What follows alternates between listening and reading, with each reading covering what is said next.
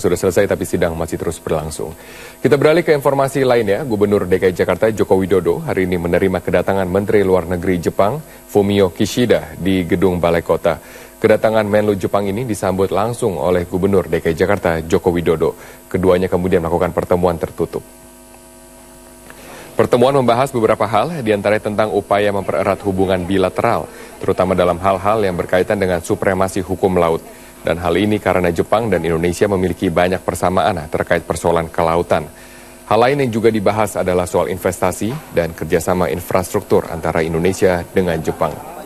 Mengenai infrastruktur yang terkait dengan kelautan, pihak Jepang menyatakan akan memberikan dukungan secara maksimal kepada pemerintahan Indonesia.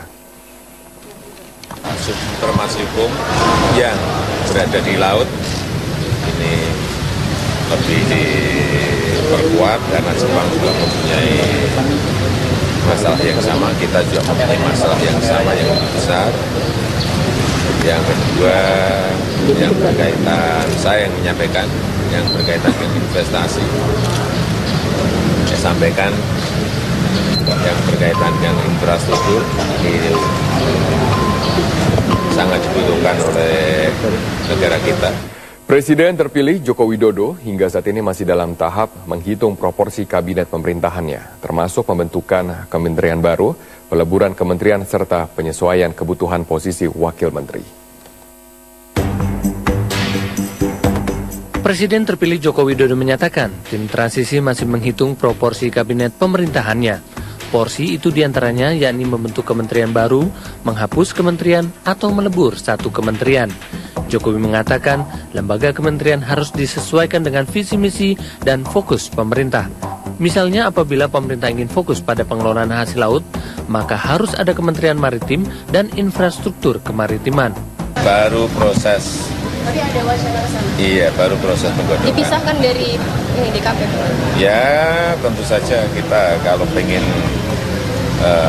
konsentrasi di laut ya mestinya ada Kementerian Kemaritiman dan infrastruktur maritim mestinya, tapi ini kan masih dihitung, dibahas.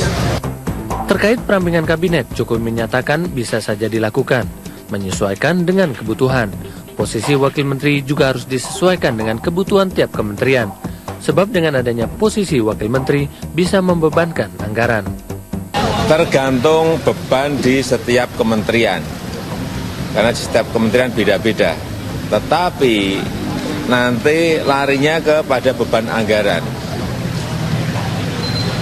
Bukan sedikit tuh beban anggarannya. Karena setiap membangun sebuah organisasi baru pasti ada ikutannya. Tidak sesimpel itu. Kalau memang membebani anggaran nantinya bisa saja dihilangkan semuanya atau bisa saja hanya 1-2 yang diberi wamen, tetapi semuanya masih dalam proses penghitungan dan proses kalkulasi.